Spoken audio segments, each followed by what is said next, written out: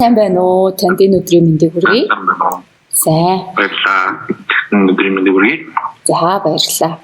Намайг Судан Чимэг гэдэг хар тамхитай тэмцэх албаны ахлах сэтгэл зүйчээр ажилладаг. Өнөөдөр тантай ярилцахаар басандаа таатай байна. За юуны өмнө үзэгчдтэй бас өөрөө чинь танилцуулсан дээр ах гэж бодож байна. Одоо Америкийн нэгдсэн улсын хууль сахиулах байгууллагт цагдаагийн албаагчаар ажилладаг Хатан Баатар маань оролцохоор болсон байна. Тэгээд үзэгчдтэйгээ мэдлээрээ.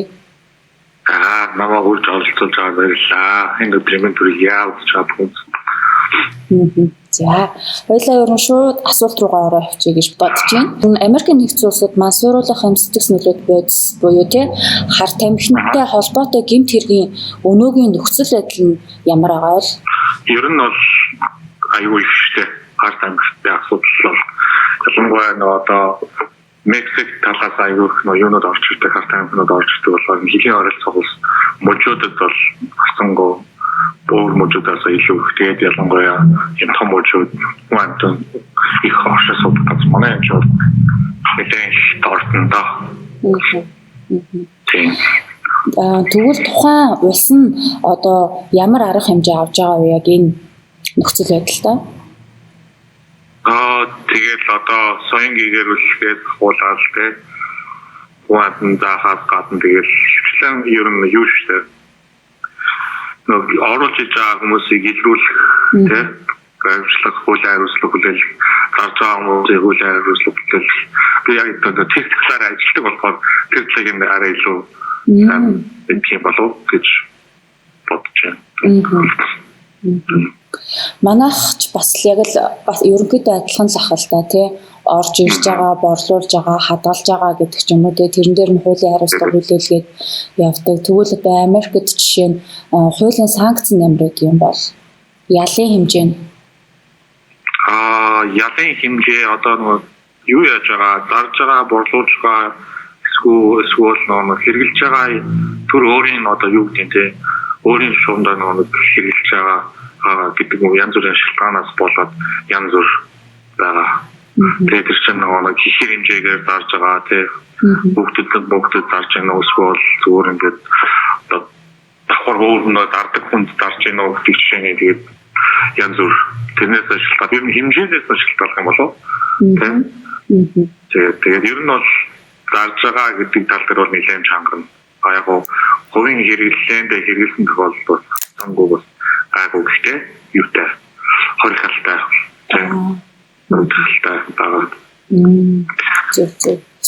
Тэгээ бас ямар төрлийн одоо манай мужич одоо Калифорни мужич юм бол юу байгаа шүү дээ. Марихуана өгсөй ч юм бол зөвшөөрчтэй хувийн хэрэглээнд хэрэглэхийг бус төрлийн одоо хатан нэг масуулах бодис бол бариатай байх хэрэгтэй. Гэвч энэ ч нөө эмчилгээний зориулалтаар гэж анх хэрэглэж зориулалтаар хууль зөвшөөрсөн юм шиг байгаа. Яг би өөрөө нэг хууль мөрөлд оролцоогүй яаж болохыг мэдсэн мэдэхгүй болохоор миний зүгээр яг хувийн онцгой харж байгаа зүгээр яг эмчилгээний зөвшөөрмээр аюул хэрэгэлдэг байсан. Тэгээд тэрнийхээ жугамаар тэгээд өөрийн хэмжээнд дарж марах нь бол тусгай зөвшөөрлөөр зохицуулагддаг шүү дээ.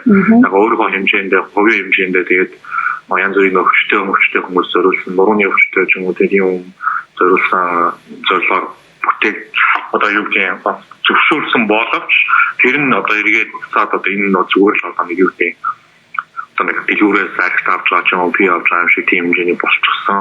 Тэгээд хүүхдүүд залуучууд аягүй орсон гэх юм уу те энийхээ шугамар тэгээд энэ чинь яг л мансуурлын бодис болохоор удаан хэрэглэхээр өнөөдөр хэрэглэнээсээ болоод пасананаас болоод үйл хөдлөлөөр хүртэл ташаал ингээл сөрөглөлөө аягүй гардаг шүү дээ.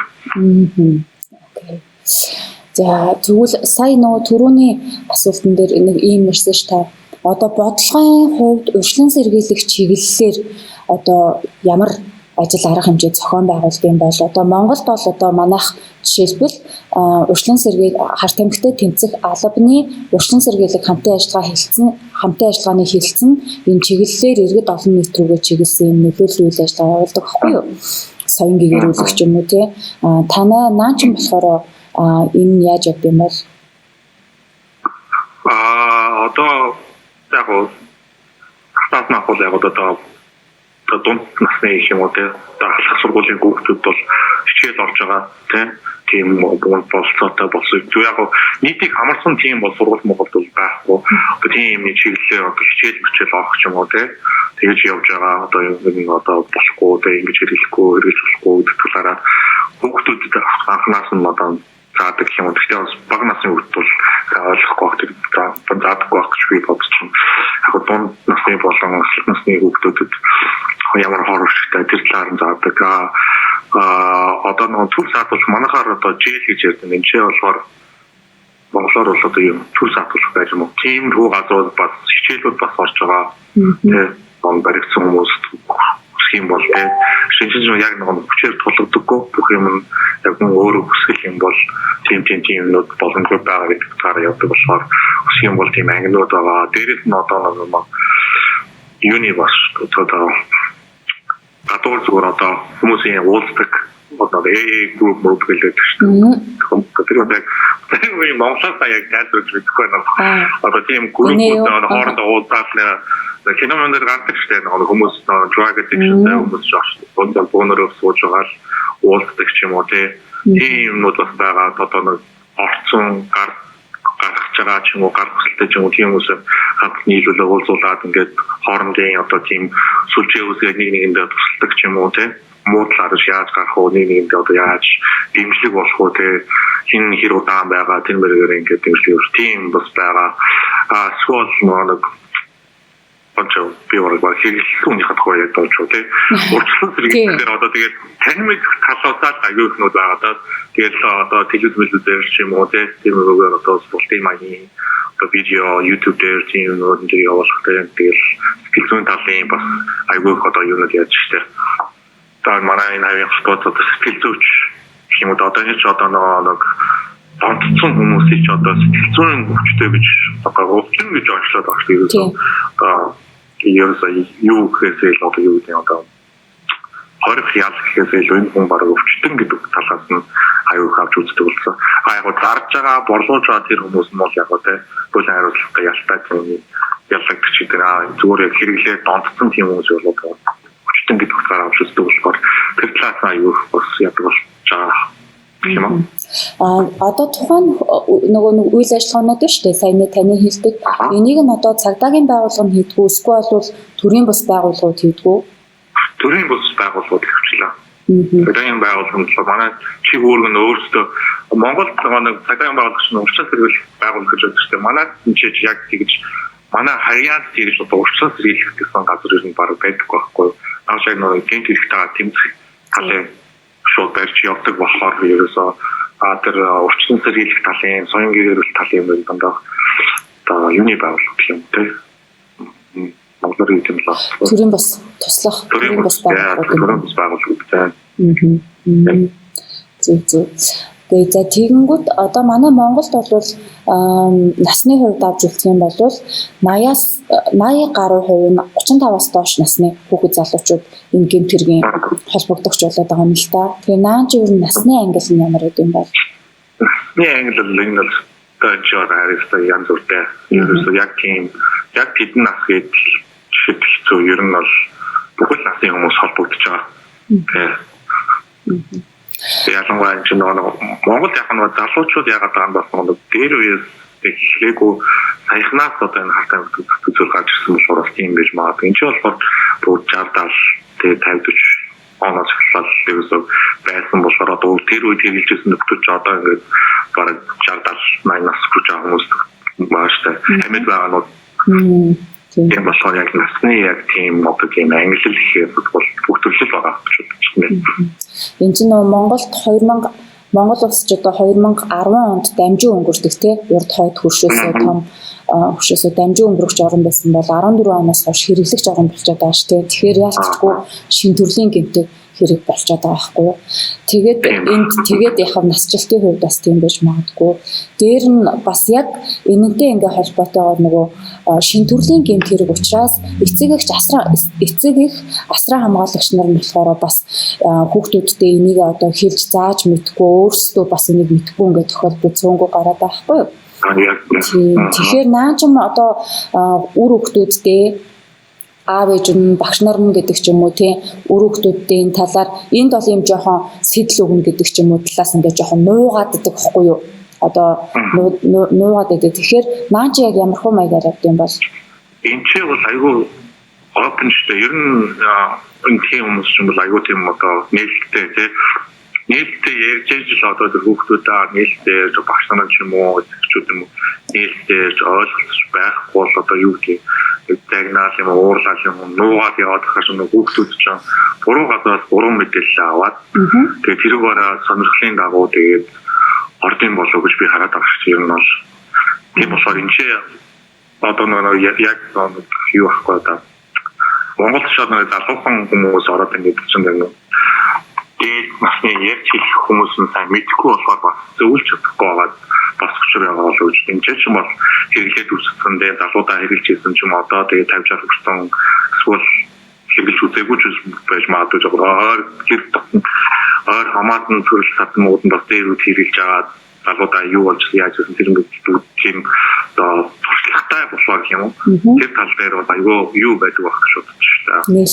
Нээлттэй тэгээд хүүхдүүд дагаад тэгээд нээлттэй ярьж хүүхдүүд яг зөвөр сайн ойлгуулахгүй бас хүүхдүүд бас тийм хаалттай байгаад ч юм уу эсвэл ярихгүй бол тэр шиг өөр одоо гэр бүлээсээ мэдээлэл авчихгүй тэгээд хоорондох нэг туршлагаасаа ч юм уу тэгээд ингэдэг нэг зөрүү бус мэдээлэл аваад тэрнээсээ болоод юу яадаг байх гэж бодож буруу алдаа гаргах ч юм уу тийм хатамхны төлөв ордог болов гэж бодож байна. Бас нэг асуулт байна л да. Одоо энэ сошиалор бүр юм нэг зомбирчсан донтогч нарын бичлэгнүүд ингээ айгүйх явдаг шүү дээ тий.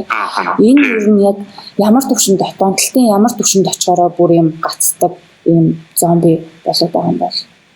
Бүр одоо хамгийн эцэг шатнд л орсон байгаа гэсэн үг шүү дээ. Одоо ингээл бүр одоо гэр орноосоо гараа дөрвөө явсан тий. Ерөөсөө нэг хүмүүс ч одоо ерөөсөө тийм мэдрэлийн өвчтэй болсон. Ерөөсөө өглөө босоод ганц боддог юм нь ерөөсөө тэр хатам масурах зүйлэл яах хэрэглэхийг боддог. Тэрнээс бус нь өөр юу ч хамаагүй тэр хүн нийтнүү хаана амьдарч юм тэр мөр ерөөсөө тэр хүн ямар ч тийм зүйл юм биш.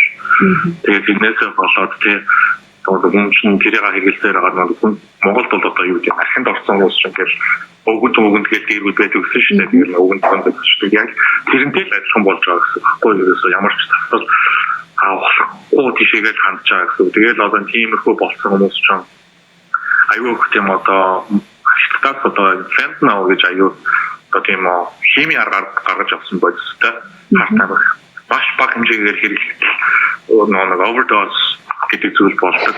Тэгээд хүмүүс ч нэг хагас одоо фанта баашаас ерөөсөө тийм цоо ирүүл нэг хэрэгсэн хартаа амдан галсан ч гэсэн фантанаа ерөөсөө тийм цоо ирүүл биш байгаа үе байдаг. Тэгээд тэр үедээ тэгээд хэрэглэхээр тэгээд тэднээс болоод анхаалт айгүй байна. Бүрэн тиймэрхүү үеийг тэгээд яг өөрөө ухаараад юм эсвэл гэр бүл одоо найз бүхүүд тэгээд хоёр хамаатан эсвэл нийгмийн ажилтан тийм хүмүүстэй ярилцаад ингээд өөрөө гарын шийдгээд ингээд гараад явахгүй бол тэр бол ерөөсөө тэгээд тэр хэзээ хүлээж байгаа хүмүүс гэсэн үг шүү дээ. Тэднэрч бол ерөөсөө. Одоо тэгэхээр манай Монголд ч шинээр хэрэгжилж байгаа энэ интернет холбогдоод байгаа хэрэглэгч залуучууд шүү дээ тийм. Ирээдүйд тийм болохыг ерөөсөө үгүйсэхгүй гэсэн үг шүү дээ тийм. Тийм хаан ч одоо ингээд яваад одоо хатан ч масрах гэж угаасаа ингээд нэг хэрэглэхээр нэг масуурж байгаа нэг ч одоо нэг би одоо тийм мэрэгжлийн хүн биш миний ойлгож байгаагаар одоо нэг тахны эдисийг одоо ингээд байхгүй болоод ингээд ерөөсөө ингээд бодож сэтгэх чадвар чинь нөгөө болгож байгаа л гэж би ойлгож шүү. Яг сургуульд сураг болохоор баг одоо мэрэгчлэлтэй шиг бод яг тэгж хэлж чадахгүй одоо хэлж одоо юу гэдэг ам бардам хэлж чадахгүй ч гэсэн яг өөрийн харж байгаа онцгойлс одоо ажиллаж байгаа юм байдлаас харахад бол яг л тийм юм болж байгаа юм шиг харагддаг байхгүй. Тэгээд тэрнээсээ болоод шийдвэр гаргахтаа айгүй муу болно тийм. Тэрнээсээ болоод тэгэл цаашаа тэг өөрчлөлт юм хатаа байна. Тэгээд нэг орцсон хүмүүс ч гарахад айгүй хэцүү. Жишээ нь одоо ингээд би хүмүүстэй уулзахгүй ингээд би хаана өвчтөд бүр амар болдог гэж байгаа байхгүй. Тэр хатаа гарахын тулд тэр нүний биед нь тасцаа тэрийг ингээд хэрэглэхгүй бол ингээд би энэ ихэл өвдөөл хавдаал үйл чарлал гээл амар юу болдог гэдэг тийнээсээ болоод гарч чаддгүй хүмүүс бас байдаг тийм болохоор анхнаасаа ер нь орохгүй л байвал зүгээр хатаа л гэж боддог. Тэгэхээр тийм шатанд очихвол айгүй хурдан баха. Миний бодлоор бол тэр бол ерөөсөө за яг би өнөөдөр нэг ганц хоёрыг хэлчихээд болчихно доо тийм байхгүй. Тэгэл өнөөдөр нэг хэлчих юм бол маргааш тагшнаа хэлмээр санагдантай. Тэгэл явсаар байгаа л ерөөсөө тэгэл одоо зургнууд байж тээ одоо надын үеийн хэд хангад бүрэн хатан хэрэглээр ороод бүрээ тал найтаа ч юм уу тийм царайтай үнтэй адилхан царайны одоо болцсон тийм одоо арга баг настай хүн би баг муу гэмээр хүмүүс амар өөрчлөлт орж ерөөсөө нэг жил 2 жилийн турш бүр амар амьд байх юм бол яг үнэ харин тийм өөрөөсөө ажиллаж байгаа хугацаанд яг энэ төрлийн одоо гарч исэн хамгийн одоо хүнд кейс ч гэх юм уу тийм кейс ярьж өгвөл хүнд кейс нөтө адмичнаа хүүхдтэй шүү дээ. Тэгээд миний баг хүний хувьд бол хүүхдүүдийн тиймнүүд аюул хамсалтай гэхгүй чинь одоо аав ээж нь хэрэглэжээ масураад хэрэгжээ хооронд мөшөө явж исэн хүүхд нь одоо юу гэдгийг нэг аав ээж хэрэглэжсэн drug-ыг мэдхгүй амандаа хийгээд тэгээд тэрнээс болоод нэг overdose болоод тэгээд энэ ч нэг аав ээж нь хойлоо масуурсан гэхдээ хангуш хамсалж байхад хүүхд нь бас яаж чадахгүй өөртөө тусламж авч чадахгүй ч одоо тэр хатам хэрэгж байгаач мэдгүй юм хүүхд тэгээд бас амиа алсан тохиолдол бас байдаг. Тийм юм бол аюул хүнд бас юу гэдэг сонсоод угаасаа аюул хэцүү сонсогдож байна. Зүгээр одоо сүүлийн үеийн мансуурдаг одоо фентанол бол аюул хүчтэй болчихсон шүү дээ. Манай ажлынханаас бас зүгээр л хэрэгэлцэн хүнийх нь биеийн хүрээд дундаг юм байна. Тэрнээс зүгээр жоохон хүрээд бас тэрнээс нь болоод хөнгө алдах гэжсэн цагаан нарын тохиолдол бас байгаа. Хүүхдүүдэд гэсэн үг шүү дээ. Тэгээд бүгд ерөөсөө тэрнээс болоод ноцлоор доошо нөгөө альтрон шингээд цуснд нь ороод амар хасар хүчтэй нөгөө хэрэглэн хүмүүс амар хүчтэй нөлөөлж байгаа юм шиг чинь. Тэгээд уфаалдаад өмжсөн манай ангийн 2 монч талбай бий гэж. Тэгэхээр ер нь одоо зөвхөн Монголоос ч одоо гадагшаага улс оронд сурж байгаа, ажиллаж байгаа олон залуучууд байгаа шүү дээ, бид нартэй ч гэсэн бас саяны таны ярьсан яриа чинь бас сэрэмжлүүлэг болчиход юм байна л та бас мэдээтэй авах бол тийм мэдээтэй байхгүй тэгээс нэг хүмүүс манай залуучуудын бас одоо манай жилдгүй ер нь энэ тавийн залуучдын олдог бас нэг шалтгаан нэг сонирхсондоо биш зүгээр хаана найзуудын хооронд нэг тийм юу гэдэг чинь peer pressure гэдэг одоо монголоор юу гэх юм бэ ингээ та чи тэгчихгүй энийг хэрэглээд үсчихээ гэдэг бөөнөр сууж байгаа миний угснаа нэг шахаж маа тэр шиг тэрнээсээ эхлээд анх одоо ингээ зэтэл аваад хэрэглээд үсчдэг тэгээд тэр нээр гой санагдах ч юм уу тэрнээс анх яагаад хэлсэн хүмүүс бас аюул байж юм лээ тийм болохоор залуучууд та бас боломжтой байх тэр талаараа тийм татгалзах чадвартай тийм зөв одоо нэг алба хаагчийн өнцгөөс бас одоо асууя л да. Та одоо тухайн улсдаа цагдаагийн алба хаагч болоход одоо хэр их юусан цаг хугацаа зарцуулсан, хичнээн олон шалгуур үзүүлэлт авсан гэдэг ч юм уу тий. Өөртөө чи адилхан бас одоо танай улсад цагдаагийн алба хаагч болохыг хүсэж байгаа залуучууд байгаа ах гэж би бодож байна. Хай нэг залуу болсон мэлээс би энэ зэрэг гарч ирсэн. Chicago гişэд нэг залуу мөрсөр болж байгаа шүү дээ. Би бол баг яг нэг ажилд авах процесс миний хувьд бол 2 жил болсон шүү дээ. Тэгээд тэр чинь нэг background check гэдэг одоо миний одоо өнгөрсөн амьдралын бүх юм шалгадаг байхгүй энэ гүнд итгэж болохоор нэг гэдэг нь хамгийн хариуцлагатай ажил. Тэгвэл нэг хүний эрхийн тал дээр аюу юу штэ том тэгээд одоо ганц хүний одоо тэр эрхийг хамгийн хязгаарлалтай ганц мэргэжил нь болохоор тэрэндээ аюу тийм батцаагаар хүлээж авдаг болохоор тэгээ одоо ямар хөө аастанта ямар хүн өртний үеийн яаж хийх ингээд тэр талаараа миний background check яхангаа би нэг өөр улсаас болохоор амч бүр Монголд бүх хай маягаа бүр анх нөө анкет хүчтэй явуулж байгаа. Чимэлчнэрөө яаж мэдээлэл авч ирсэн гэж сонсогдсон. Тэр мөр нийлээд ер нь 2 жилийн хугацаа болтой. Тэгэл дууд нь ихэд ямарсан юу гэхтэй physical test одоо би нэмэр шалгалт гэх юм уу те хамгийн одоо 6 фитийн ханы дагаж гарч чаддаг багтаа формал фитмэнэт дотор гүйсэн багтаа сонирхолтой хийх хэрэгтэй гэдэг тийм хүн байгаа. Тэрний дараа ихтэй би зөвхөн мууч болгон ч баг арай өөр юу дэжтэй юм байна. Тэгвэл муучууд ч муучийн хуулиар явуулдаг болохоор би бол Калифорнид яг хийгээд бол тиймэрхүү тэгээд юу орно дараа нь бичгийн юм уу те англи шалгалт. Зөвчтэй багтаа тийм спорт ч гэдэг тийм ийм үргэлжлэлийн нөгөө албан бичиг хөгжиж байгаа болохоор буруу хөгждөгөө болохгүй те зөвчтэй багтаа хашааны нод дөрмийн мэдлэгтэй гэдэг юм уу тийм багтаа гэж хийх шалгалт авдаг.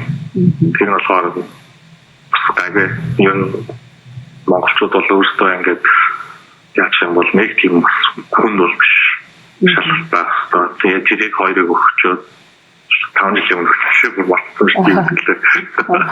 Яг ингэ тулгаан асуух сандраад юмнуудаа мартаад тийм энэ хоёрыг өгчөөд тэгээд нөгөө анкет бүглээ явуулангууд нөгөө хүмүүс ч анкет чинь харж агаад тэр нөгөө бас оноо авдаггүй тэгээд би тамирын шалгалт бичгийн шалгалт аваад энэ гурвыгаа өгч явуулангууд нөгөө 30 байгууллагч нь шалгаж үзээд за болох юм шиг байна гэж яах юм бол дараагийн шатнд ярилцсан болох байна.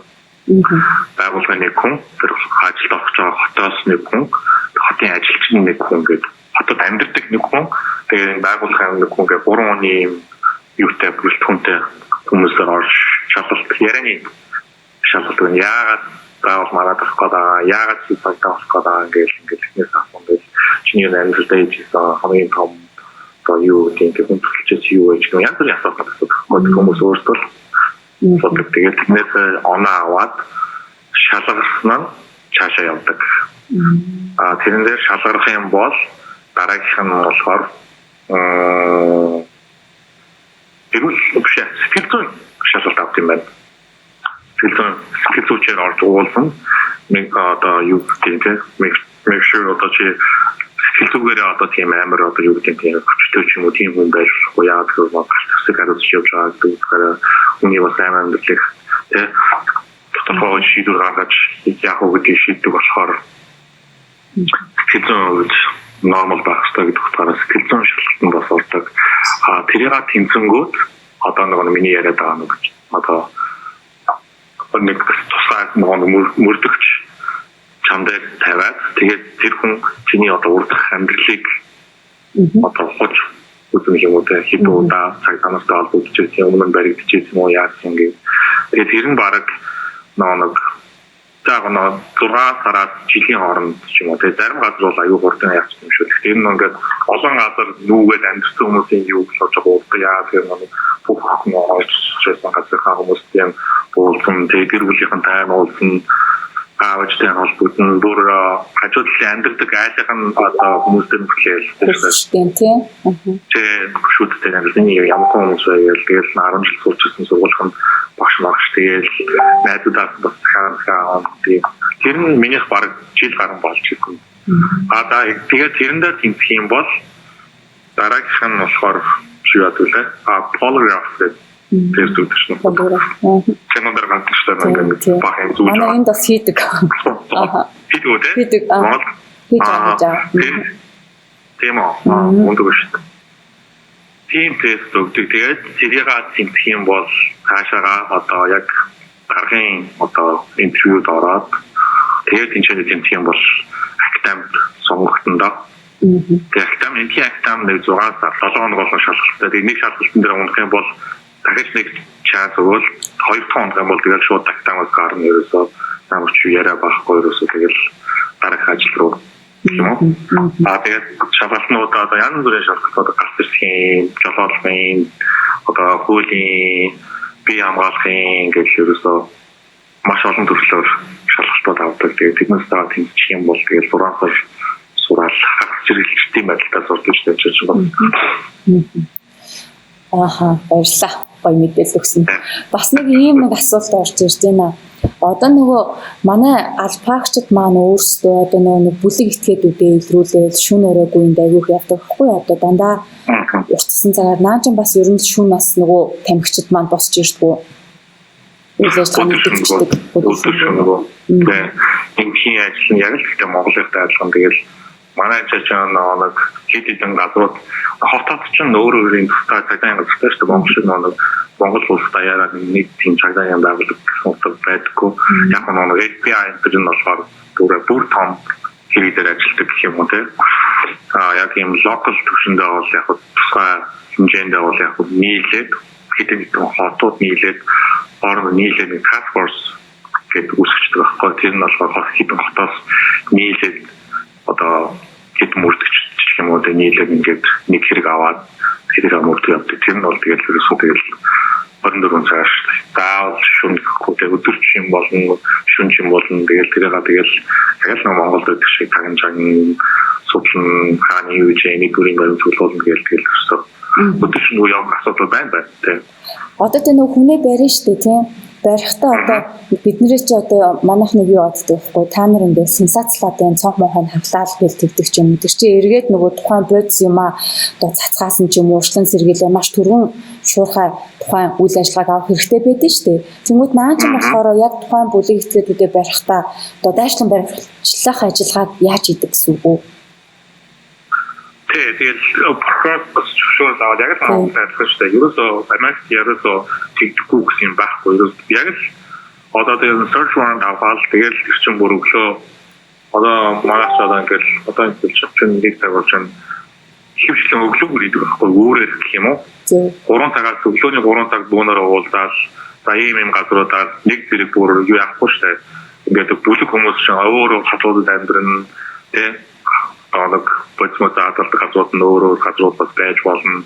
Тийм болохоор ерөөсөө ингээд нэг газарт нь очиж байгаа дараагийн газар руу явах тийм байхгүй. Ерөөсөө 10 газар руу бол тэр өдрийнхөө өглөө 4 цагт уулзаад хичнээн хэмжээний хүч хүн хэрэгтэй тэрийг бүгдийг цуглуулж авч байгаа. Тэгээд 10 газар руу яг нэг цагийн дотор бүх газар руу зэрэг явуулаад тэгээд одоо тэр цаахмаа хаалх маалх тийм асуудлууд бол гарч штэ. Тэгээд нөгөө хүмүүс чинь дууд гаргаж ирнэ. Тэгээд яг одоо даа нөгөө бодцыг нь Монгол бас яах гээд бас тэгдэг байх. Тэгээд чи бол хвчлэн нөгөө автомобиль safety талаас тийм аюулгүй байдал талаасаа хвчлэн яадаг юм уу? Дууд гаргаж ирдэг. Дууд гарчихгүй тэгэл хүчээр офоос гараад бол байж болтол та. Одоо за манай Монголд бол одоо шин төрлийн гэмт хэрэг гэдээ явж байгаа. Тэгээд тэгэнгүүт Америкт мэдээж хэрэг энэс төрөөс нь одоо урьдчилан сэргийлэх олон төрлийн бодлого арга хэмжээг бодвол юу хэрэгжүүлж байгаа х тий. Тэгээд таны хувьд оновчтой байсан тэр бодлого нь юу гэж бодож байна? За яг нэг би одоо нэг оновчгүй гэж яг хэлэхэд байна. Тэгээд яг миний хувь хүний зүгээс ингээ харахад одоо тэр тогтсон байгаа хүмүүсийг одоо тэр эрүүл болохын тулд тэр сэтгэл зүйн одоо чиглэлээр нь тий эмчлэх тэр нь айгүй юу юм болов хамаараа effective тий юм болов гэж санагдсан. Түүнээс зөө яг одоо хүн яриад өнгөрсөн бас нэг ингээл сонсоод за гэж өнгөрчдөг шүү дээ. Яг тэгээд тэр хүмүүсийг яг ингээд за чи эсвэл одоо шоронд яв эсвэл чи эмчилгээнд яв гэдэг юм хоёр сонголт өгч байгаа байхгүй. Тэгээд эмчилгээнд явъя гэсэн эмчилгээнд явуулаад тэр хүмүүсийг чинь эмчилгээнд явуулаад эрүүл мэндийн талаас нь тэгэхээр одоо тэр шин бодисыг эрүүлжүүлж шүү дээ. Биеийг нь эрүүлжүүлчихэд дараа нь одоо оюун санаа гэх юм уу те. Сэтгэл мэдрэлийн тал дээр нь ажиллаж байгаа. Тэр нь арай илүү юм шиг санагдсан. Надад яг хувийн бодлоо бол. Тэгэхээр яг зөв яг бус нь бол юу хоногч уу гэдэг юм байхгүй шүү дээ. Бүхлээрээ одоо яаж байгаа гэж боддог. Эффективтэй. Баа гэхдээ яг хөвгөн талаас зүгээр үнцгөөд энэ бол тэр нь бол арай илүү гэх юм уу. Тэгээд чинь нэг одоо энэ хартан өгч одоо ерөөсөө мөнгөн дээр төрүүлсэн бизнес шүү дээ. Ерөөсөө тэгэл нэг хэрэглэгч нь байхгүй болчихвол тэр чинь авчид дарах хүн байхгүй болчихгүй. Миний хувийн бодол шүү дээ.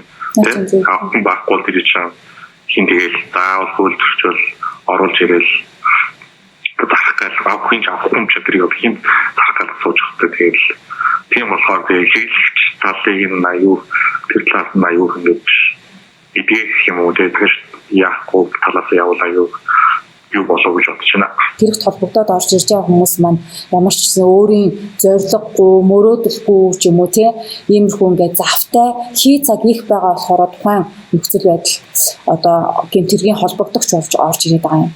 Тэгэхээр тухайн залуучуудтай хандаад урьдчилан сэргийлэх талаас нь хэлээд өгөөч. Миний бодлоор одоо мансууруулах бол хартан гэдэг чинь тийм өнгөтэй холбоотой тийм баян хүмүүсийн эргэлдэг тийм болохоор залуучууд миний одоо эхлээд тийм одоо тэр юм руу орох юм хартан миний төрлийн орох юм бол мөнгө төгрөг аюул хэмжээгээр үрнэ тийм заавж олсон мөнгө төгрөг үрнэ гэр бүлийн хаа мөнгө төгрөг үрнэ тийм болохоор тэр талаар битгий сонирхоо энэ чинь одоо ерөөсөө нэг удаа хэрэглээл амар гой болоод ерөөсөө ингээд гой байдаг юм ерөөсөө биш юм чинь мансуурал авчиж байгаа ингээд чиний тархийг нөлөөж байгаа тэгээ эрүүл мэндийн чинь нөлөөж байгаа зүйлээ чи ингээд чиний нэг удаа хэрэглээл болоогддаг боловч чинь эргээд чиний одоо эрүүл мэнд татвар муугаар нөлөөлсөн байдаг болохоор тэр талаар одоо юу гэж юм те битгий хэрэглээ одоо энэ хүмүүсийг хараад амар гой харагдаж байгаа юм шиг санагдаж байгаа бол тэр бол буруу шүү тийм би яг нэг хэрэглэх гэж хэлсэн одоо тийм амар юм шиг одоо яг цаашаа зүгээр яг тэр төлөний одоо юмнуудыг ерөөсөө сонирхож болохгүй ерөөсөө нэг орох юм бол хүн бас ороод тийм ондох магадлал өндөртэй болохоор энэ айл болох анхнаасаа хэрэглэхгүй байх тийм одоо эрүүл мэнд болон санхүүгийн талд ч маш угаар нөлөөтэй шүү тийм болохоор энэ анхнаасаа хол явсан дээрээ тийм тэгжил хэлмээр тэгээ чи энэ хэлээр бас тийм зорилготой ирсэн зорилготой тэмүүлээд ингээд завгүй хичээх юм бол одоо тийм миний бодлоор ингээд хараад байгаа зорилгогүй болсон тийм одоо ирээдүйд юу ч сонирхолгүй болсон хүмүүс их бас нөлөөлөгдөд баг шүү байна тийм болохоор зорилгоод өөр зорилго өөр имийг зорилго нэгдүгээр таваа тийм тэрэндээ ингээд хичээхийн төлөө тэгээ тэрнээс шин хартан бол хизээж чамайг одоо юу гэдэг сайн болохгүй сайхан амьдруулахгүй тийм болохоор ерөөсөө бол хагнасаа хол яваал гэж хэлээ да. За баярлалаа. Нээлттэй ярилцсанд маш их баярлалаа. Манай өөр татсан болохоор тэгээд одоо нэг сайн хүн дүүг мөдийг хэлж үдэг болохоор жоохон сан хэлчих шиг боллоо гэх юм. Ерөнхийдөө бол манай монголчууд ерөнхийдөө бол бас ойлгодог болсон баг гэж бодож байна. Миний бодлоор бол татсан гоо интернетэн хараад юу бол яа гэдэг. За баярлалаа. Ажлынх нь одоо эргүүлт байгаа гэсэн шүү дээ. Тусдаа одоо би гэрлөө байх гал. За. Харилцаагаас сүүлийн хурлыг ажлаад уусаад хурал идэх гоё. Нэг хэсэг тийм Монголоор яг өнөөдөр юу авах гэсэн гэж баахан тэгэл шинэ юм өнөөдөр болчихсон. Тэгэл тус тийм биш. Тэндээс урьдчаа гарч чаа. За харих цаг амрах цагаас нь бас тодорхой хэмжээнд төгсөвчтэй уучлаарай. Өөрөө нэг ч гэсэн хүн тэгээд энийг ойлгоод үтэл бас нэг юм гарч ирэл энэ бол одоо юу гэм worth байлаа гэх юм уу те цагаан. Тийм ээ. Одоо таах дээр ярилцлах чи одоо юм нэг битээр ингээл зүгээр арга барсандаа ярилцаагүй шүү дээ тий. Монгол улстай байгаа нийт залуучууд ер нь одоо хүүхэд залуучууд тэдгээрээ эцэг энэ зүйл чинь одоо Америкийн нэгдсэн улсад ч тэр Монгол ч тэр дэлхийн нийтээрээ одоо нөгөө асуудал болоод байгаа зүйл болохоор бүх хүмүүс бүх улс орнуудын тийм асуудал болоод байгаа зүйл болохоор энэс айлуулах хол агаараа гэж сэрэмжлүүлэх гэж хийж байгаа бичлэг болохоор тэгээд хүмүүс бас зөвөр хүлээж авах гэж бодож байна. Танд бас маш их баярлалаа. Намайг урьж олсон баярлалаа. Ажлын амжилт хүсье. За баярлалаа. Амжилт хүсье. Сайхан амраарай. За баярлалаа. За